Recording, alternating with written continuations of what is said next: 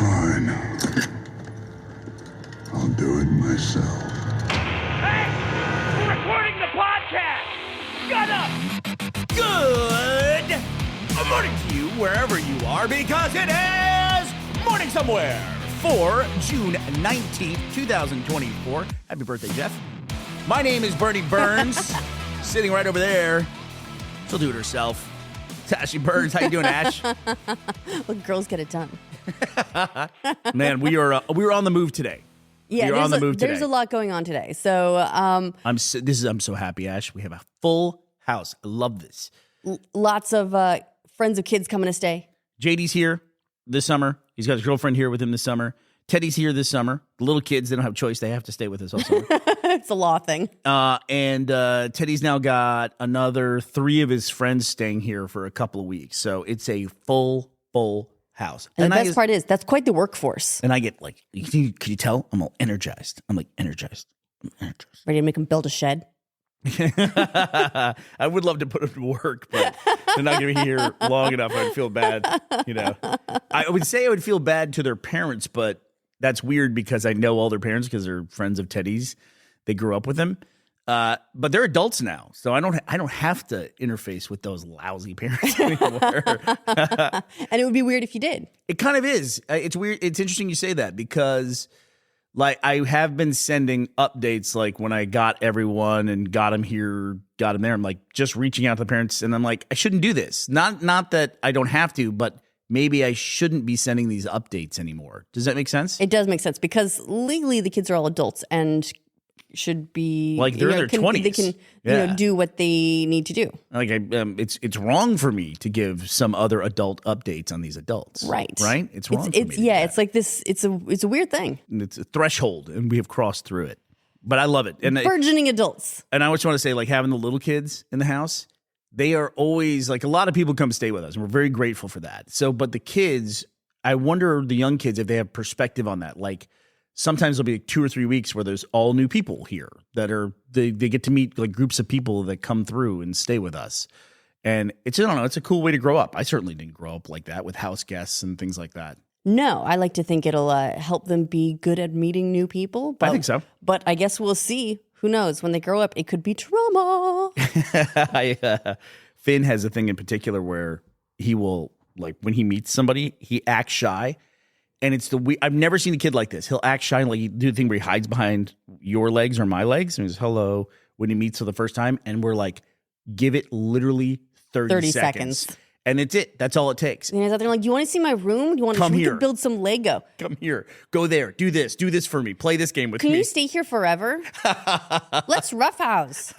It's adorable. Yeah.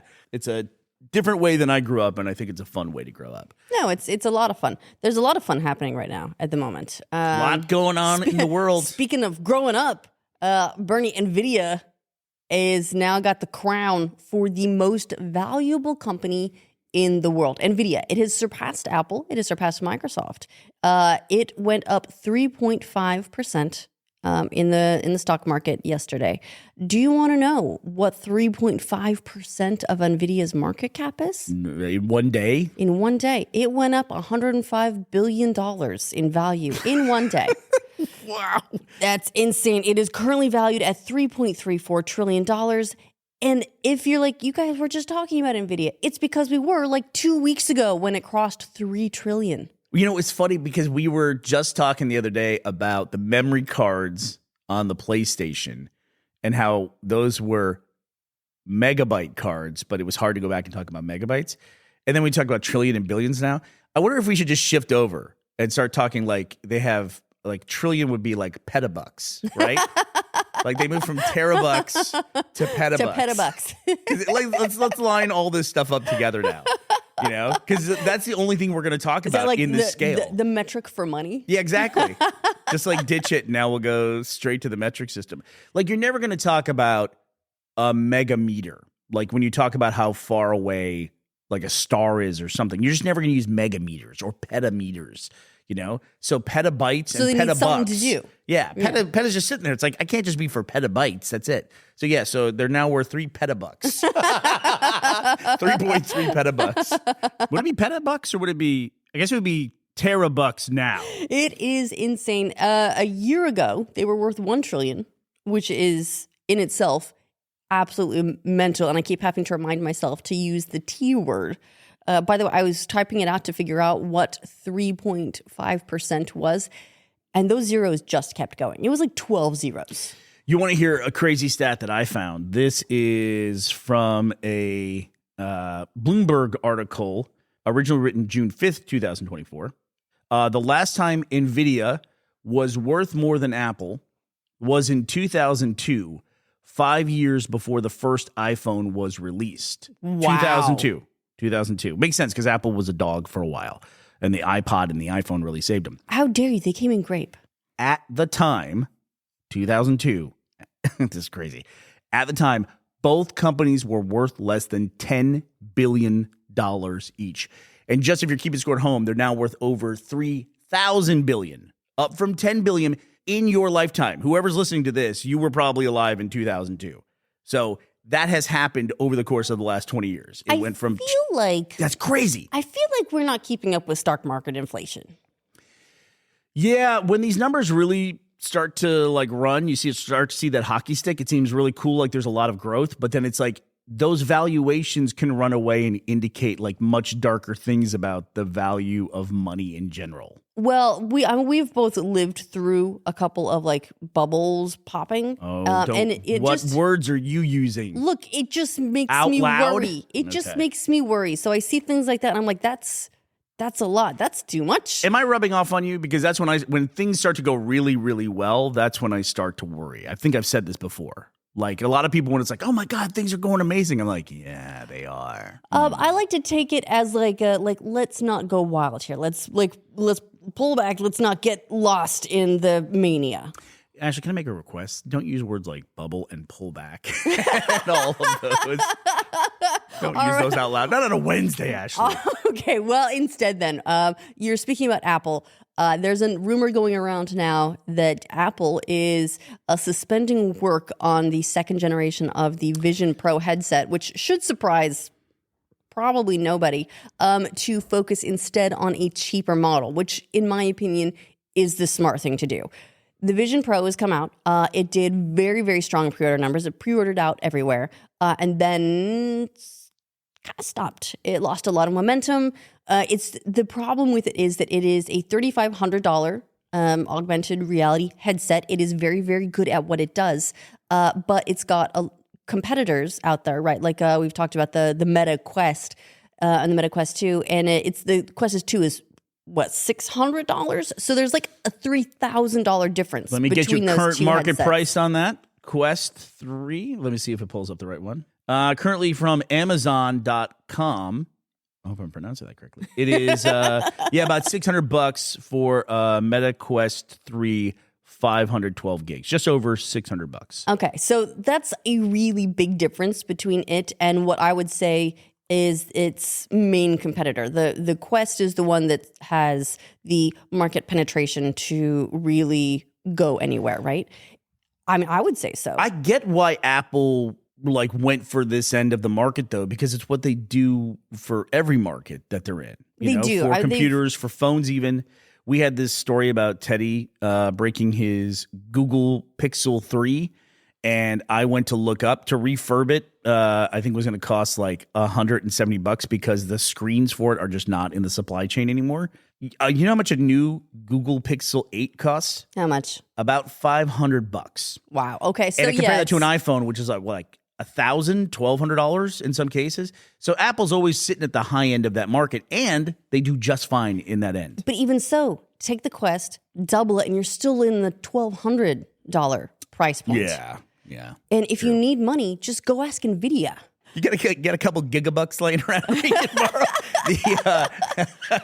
tomorrow. Here's my experience always buying Apple products. It's like, oh, look at this. Oh, there's a new iPad. There's a new iPad. You know, my iPad sitting here is from 2014. I could probably use a new iPad. I could convince myself to buy that. Oh, and they start at $699. Okay, then I click one or two buttons, and suddenly it's $800. You know, it's like the iPad I want is like double the cost of the baseline model. You know, like, oh, do you want to have Do you want to be able to 64 store a megs of RAM. You got to punch those numbers up, buddy. Although these are all these devices are moving in the direction that they have been for years, which is like ultimately your memory on your phone or your device is not going to matter because everything's up in the cloud anyway. Like I spend a lot of time every time I buy a mobile phone convincing myself I need more storage than I actually need on the thing. Right. Like one of the things that we've noticed with Apple is that now a lot of your photos, when you transfer to your new phone, whatever, they never do download to your phone until you go to pull them up. Yeah. Basically, they are going to live in the cloud. They're not even going to bother transferring them onto your new drive. Like I have a 512 gig iPhone. If you want to look up yours, you can just look up storage on your device.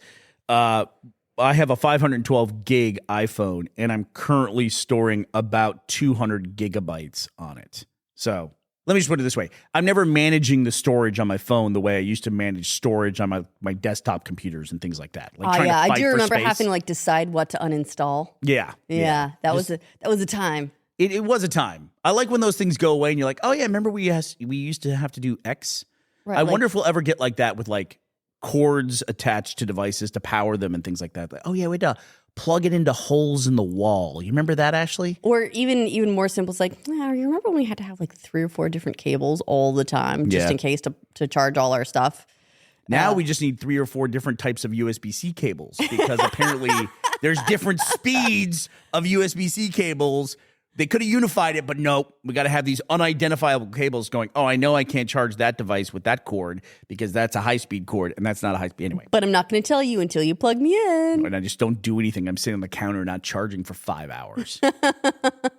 Well, on the topic of announcements, Nintendo has had their Direct, Bernie. We spoke, I think, last week about Xbox had their showcase. Can I, for just a second, have a sidebar here? Okay, go ahead. Not a Nintendo fan. I'm not in the fandom. I like Nintendo. That's as far as I'm willing to take this relationship. I like them. Does Nintendo Direct mean something? Is there other events, or is that just their way of saying a press conference? That's their way of saying a press conference, but it's not a press conference. It's a people conference. Okay. But they have had their June Direct, and it was really interesting. I'm going to see if I can pull up here's the tweet of them announcing it. It said, join us for a Nintendo Direct live stream focused on Nintendo Switch games coming in the second half of 2024. There will be no mention of the Nintendo Switch successor during this presentation. That's the tweet. As they said, they did not mention it, but they did talk about the focus was on games that are coming this year. So they announced a new Mario and Luigi game. They announced a new Zelda game that was like not like not the Breath of the Wild big style, but that sort of like cartoony, blocky style, which I love. Link from the Past, like that style. Yeah, and like I was listening to Tim Geddes go wild for it when they made the announcement. Kind of funny games. He does love it. They also interestingly they announced Legend of Zelda: Four Sword Adventures is coming to their Game Boy Nintendo Switch online service, which I don't actually know how that's gonna work. If I recall correctly, was Four Sword Adventures the one that was on the GameCube? They had a Nintendo a Zelda game. It was on the GameCube, but you used your Game Boy as a controller for it. So you had to have this extra link cable. Your Game Boy Advance. Your Game Boy Advance. Yeah. You would plug it in basically as a controller to the GameCube, and then it would use the Game Boy screen to give you like more information about the game. And each player, there was one game, is Final Fantasy Crystal Chronicles, where each player had a different map. And so they would eat, like someone had a treasure map and someone had like monster information. So you had to coordinate, with each other about as you play. And I don't remember if Four Swords did that, but I'm wondering how that will play with the sort of Nintendo Switch online. Anyway, I found that very exciting. This is so long ago. I think Nvidia was worth like $53 as a company during the era that you're talking about. But yeah, this new Zelda game, it's Echoes of Wisdom. I think you actually get to play as Zelda. It's seems to be that way. Link's Awakening remake art style, and that is coming out this year. It's coming out in September. Is that as a Nintendo fan, are you excited about the fact that you finally get to play as Zelda? Yeah, well, I mean, there's been times there's Smash Brothers and stuff, but Right. I like the idea of a Zelda game focused on Zelda. It's going to confuse so many people. They should have called it The Legend of Link. Yeah, they should have swapped it. But there have been Link titled games. So, yeah, that's true. That's true. But they should have done like a full swap so that people could make the mistake. Well, good. I'm excited for you. If they do ever announce the follow up to the Switch, it's, in my mind, the only thing that can break any console records at this point. Like if they put out a PS6 or a new Xbox, I don't think either one of those would be huge barn burners at this point. Do you? Not in the way the PlayStation 2 was. The Switch, if I recall correctly, has done something like 150 million units. Yeah. I'll see if I can look that up. But it's done very, very well. And I think the Switch 2 will benefit as well. What they're doing is they have kind of given up on their dual stream hardware. They had home consoles and they had handheld consoles. And they've sort of given up having both of those to have the one, but it is doing numbers. Yeah, and the dirty secret of all this, too, is that the reason why consoles probably won't do as well in the modern environment as they have in the past is because mobile is such a wildly crazy high market share for gaming, but nobody really considers it part of gaming. Right. So that's what Nintendo Direct should do. They should just put out a bunch of ads for their game that don't look like the game. And then, yeah, they could just have like Zelda walking around like chopping logs or something. It's like, that's not in the game at all in or like any way whatsoever. freezing in the cold. Are you going to save her? I finally got hooked into a mobile game called Whiteout Survival after seeing the ads on Reddit for so many times where it seems like mobile companies have determined the game that you want to play, but it's only interesting for about 30 seconds. Like everyone has seen that mobile ad where they're like shooting at the barrels coming towards them and they have to hit it 50 times. And it's infuriating because the person in the ad only hits it like 48 times and you're like, just shoot it. And then they go to the other side. Yeah. Yes. I heard there's a theory behind that. And the idea is they make them bad at the game so that you want to take the controller, as it were, and do it better. Right. You get infuriated. You think I could do much better than them, right? Yes. Yeah, and then now some of those ads, you can actually play that fake little mini game that's in the mobile ad. They'll let you play it. Oh, really? Because mobile, gets really like incestuous in a way when you're playing a mobile game because they show you ads for other mobile games over and over, like between stages and stuff, unless you want to pay like the $4.99 to get rid of it forever. But now you can play some of those. And I have played like some of the little mini games that are in the ads, and they really are interesting for about 30 seconds. So you can understand why they wouldn't want to make a whole mobile game of it. So this Whiteout Survival game, is it actually good? I think it's just, I never played Clash of Clans, but everything I've heard about Clash of Clans, it seems like that's what it is. You're just building up a base and building up resources and building up units to then and then you get alerts on your phone going, someone's attacking your base. And you're like, oh no. Then that's really horrifying the first day or two. And it really just constantly pushes you for microtransactions and stuff like that. It's fine. It's fine for what it is, but I got tired of it fast. Yeah, I'm looking for a new mobile game to play, just something to kill time a little bit while I'm out and about doing things. And I haven't found any because I don't trust any ads for them to actually be the game that I'm going to play. So, May I make a recommendation? You may. There's a game I play on mobile called Coffee Golf, where you can play one course a day, and it notifies you when your course, you can play it again. And then there's another one I play with Finn, which is it's a 3D matching game. I'm vamping. This is my vamping voice. It's just called Match 3D. And it just gives you a jumble of little objects, and you have to like find them in the piles. You have to find the little matches. It's almost like a memory game, but like for clutter. It's almost, actually, they basically have made a game out of cleaning up a kid's like toy area. Basically what it is. I was going to say that sounds like a very good game for Finn. But it's just like time killers. That's what it is. Yeah. So, But you know what? I'm going to put out to our listeners. I could use recommendations for good mobile games. Bonus points if they're cozy. Don't send her any farming simulators, please. That's all I'm asking. Or do. But you mentioned how incestuous mobile games are, Bernie. Yeah. Speaking of incest, hey yo, House of the Dragon season 2 premiere numbers are out. Solid segue. And I'm gonna read you the headline, and I want you to tell me what's weird about this headline, Bernie. Okay. House of the Dragon season 2 premiere hit 7.8 million viewers, Max's biggest single day audience to date. Oh, well, that's all good. 7.8 million is your biggest one to date. Well, that's the trick. They're only counting it since they rebranded to Max. Bernie, Oh, get the fuck out of here. Bernie, Are you serious? They don't even count season 1 Of House of Dragons? of House of the Dragon. So wait, so let's be clear about this. You're saying they reset all the records when they went from HBO Max to just Max. Yes, I am. Get the fuck out of here. So I'm going to put this article. This article is from the Wrap, and it has more information in it. So I'll put that in the link. So stupid. The Game of Thrones finale, it was on HBO Max, did like 19.3 million viewers. So it's like, you got 7.8, the biggest ever. As long as you don't count anything we've ever done. So this is a company we used to work for, actually. So it would have been funny if the day after the rebrand, if one of the producers had gone to the office, like the first show that came out after the rebrand, and go, hey, we are the biggest show to on ever. Max. So we want to be renewed for 8 seasons right now because we are the biggest show to ever debut on the platform. The person would have gone, get the fuck out of my office. Yeah, it's crazy. That's so stupid. It's pretty funny. It's pretty funny. It's funny. But it reminds me when you say that, we were having discussions about like the English. It was global news that the English people drank 7,200 pints of beer.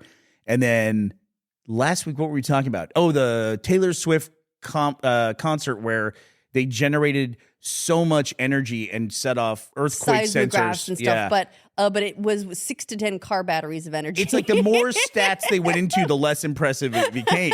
This is it. You got to get in with your stats and then get the hell out. You can't keep talking. You got to say like, here's the stat, get out. It's one of those marketing things, though, right? It's like, as long as you don't consider any other factor, this was incredible. I guess they keep saying the stat like they had to clarify that it was since the rebrand so that somebody wouldn't come out and find it. And it looks like a gotcha kind of a thing. Yeah, I guess so. Or they have to be like very, very careful in their phrasing, and someone digs into the phrasing. It's the best franchise to launch since the beginning of June 2024.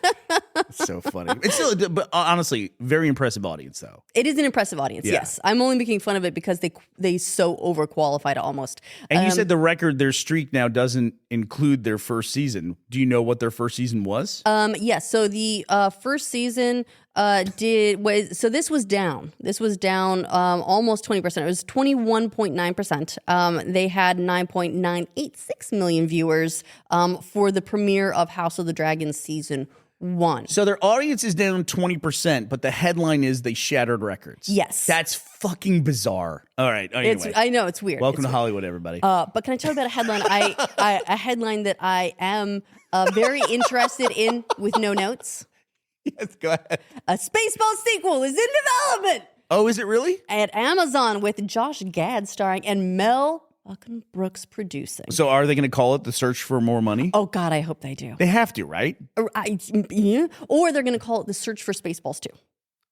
Search for Spaceballs 2. I mean, pure conjecture, but I would love to see that.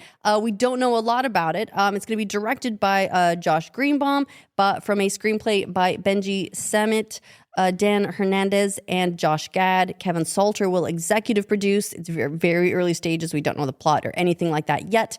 But the writers are known for Teenage Mutant Ninja Turtles Mutant Mayhem, Pokemon Detective Pikachu, Addams Family 2, Lego Star Wars Rebuild the Galaxy, which is not out yet.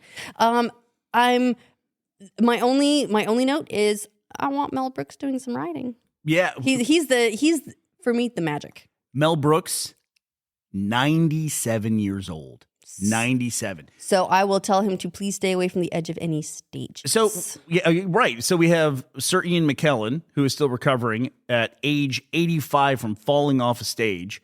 Did you see the thing, too, the other day where Dick Van Dyke was on stage dancing around at 98 years old? We'll link that in the link up. Good for him. Yeah, crazy. So these guys are living a long life. There's some secret to longevity in Hollywood. I'm not exactly sure what it is, but we need to investigate it. Singing, dancing. All right.